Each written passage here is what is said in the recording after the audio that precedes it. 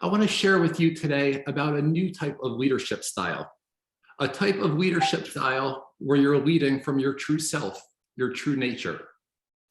And that is mindful leadership. Mindful leadership is leading from a state of presence and then creating a culture of presence within your organization or team. So then what is presence? Presence is your awareness. It's being aware of what is arising within your body, internally, within your mind, and externally within your environment in a non-judgmental way. In order to become a mindful leader, it's really about embodying the 5 core competencies of mindful leadership. But before we go into the 5 core competencies, I want to share with you why mindful leadership is so important, the benefits of it, and why you should highly consider using it in your own leadership style. Mindful leadership and mindfulness at work have been studied a good amount over the last 5 to 10 years. One of the major benefits is it improves productivity, focus, and performance. Another is it improves emotional intelligence and helping you be able to manage and regulate your state. Another is it decreases stress and helps you better manage stress. It improves your relationships. It improves your resilience and also your decision-making. And it enhances employee engagement and job satisfaction. Now that you see some of the benefits, let's talk about what exactly it is and the 5 core competencies. The first one is developing your presence and then creating a culture of presence.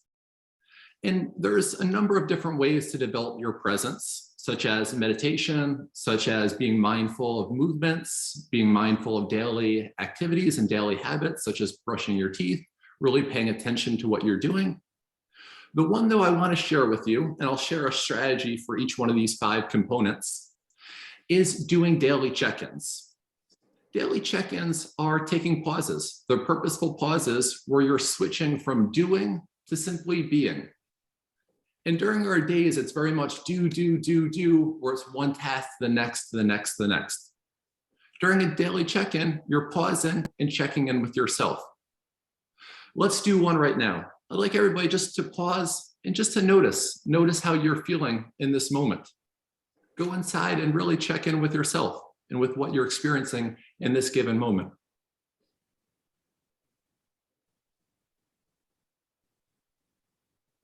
And then connect to the breath. Start to become aware of your breath and allow yourself to breathe naturally in and out of the nose.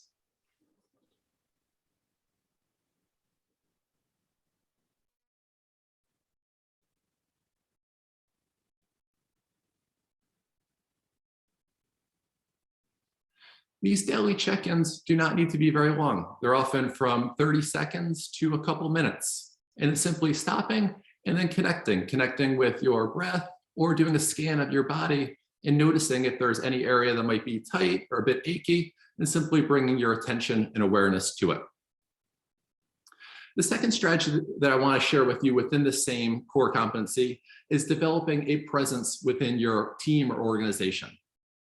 And one great way to do that is through setting the expectations during meetings that everyone will be fully present. If you have certain expectations during your meetings, maybe you have 3 of them, one of them being that everybody is fully engaged and present, that they're paying attention to whatever's going on in the meeting and really eliminating any other distractions, such as phone or any other distractions around them. The second core competency is emotional intelligence. And to me, emotional intelligence is as important or more important than any other skill in leadership. Really, with emotional intelligence, it helps you develop the right culture and build meaningful relationships, and also be able to regulate how you feel. Emotional intelligence is your ability to understand and manage your own emotions and to be aware of the emotions of others and respond in an appropriate way. One strategy for emotional intelligence is to respond mindfully rather than react. And this is so crucial in challenging situations where something happens, whether you're going to respond mindfully to it or if you're just going to react right away. And oftentimes when you react right away, it doesn't work out the best. To do this, you can use PBR.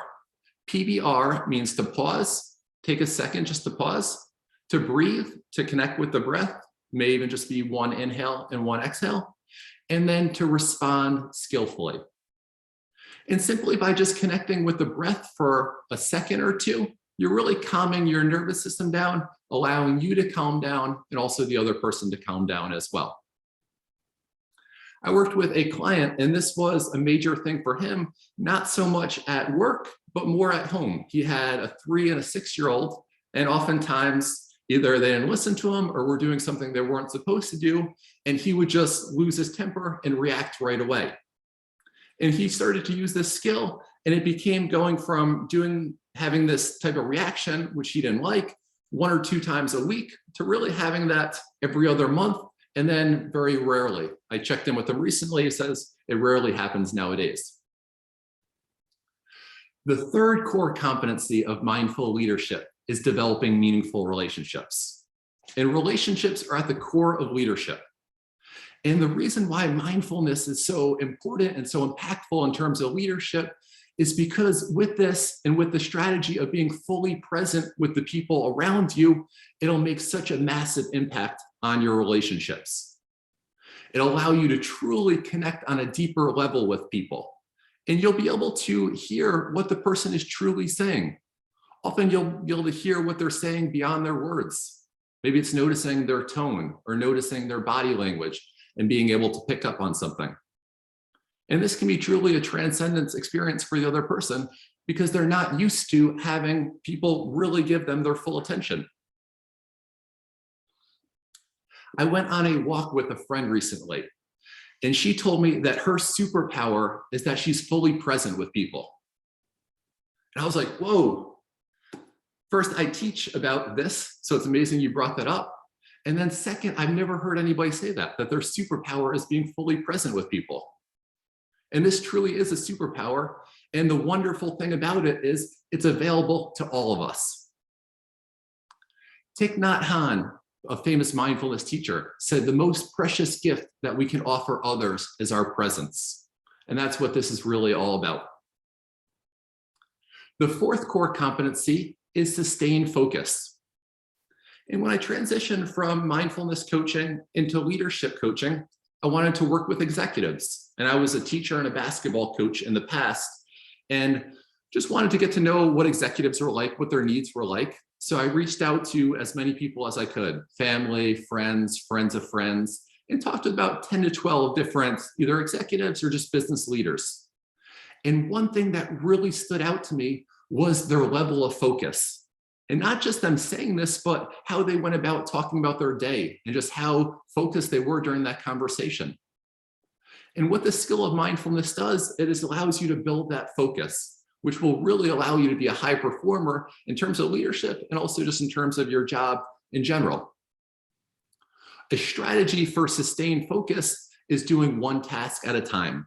It's to put your attention to that one task, eliminate distractions, and either do that task until you've finished with it or for a certain amount of time, whether that's 30 minutes, 60 minutes, 75 minutes, however long it may be. The fifth core competency is self-care. And self-care is essential for yourself in terms of your health. It's important in terms of your performance at work.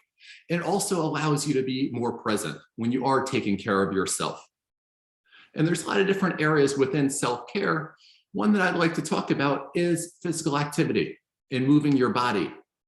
And there's really two parts to this. One is doing physical activity in terms of exercise. And it's essential to do that for however long it might be. Maybe it's 45 minutes, and doing whatever type of exercise that you enjoy and can consistently do, whether that's walking or yoga or playing tennis or any other type of exercise or sport. The second thing is to move your body throughout the day. You don't just want to do that exercise during that 45 minutes, and then for the other 23 hours and 15 minutes of the day, you're either sleeping sedentary or sitting in a chair or sitting on a couch and being sedentary. You really want to get up and move throughout the day. I went to a Tony Robbins event recently, and one of my favorite things about the event, and it was a 4-day event, was that everybody that really every 30 minutes, every hour, we were getting up, we were dancing, we were jumping, we were moving our bodies. And I really started to notice a difference in terms of how I felt, how I was able to focus. And this will translate over in terms of being present throughout the day. Now, I know I threw a lot at you right there. This is usually a longer speech. I've compacted it down. But with these 5 core competencies of developing your presence and creating a culture of presence, with emotional intelligence, building meaningful relationships, sustained focus, and self-care, I want you to think about your own leadership style and which one of these 5 do you want to focus on and improve. And then after you decide that, decide on what specific strategy you'd like to incorporate. So take a second right now to either write, if you have a notebook, or if you don't have a notebook, to write on the notes section of your phone and choose that. Choose the one of the 5 core competencies and then a specific skill or action that you can take to do this.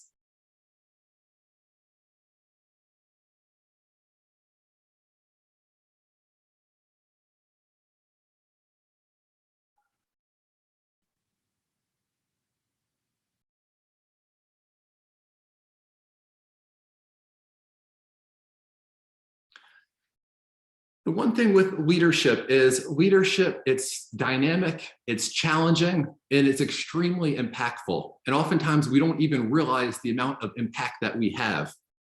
And pretty much all of us are in some type of leadership position, whether it's leadership position in Toastmasters, your own family, your business, another club. But in these leadership positions, one of the beautiful things about leadership is that even a small change to your mindset, a change using one of these strategies that I just mentioned, if it's done consistently, can have an enormous impact. Thank you.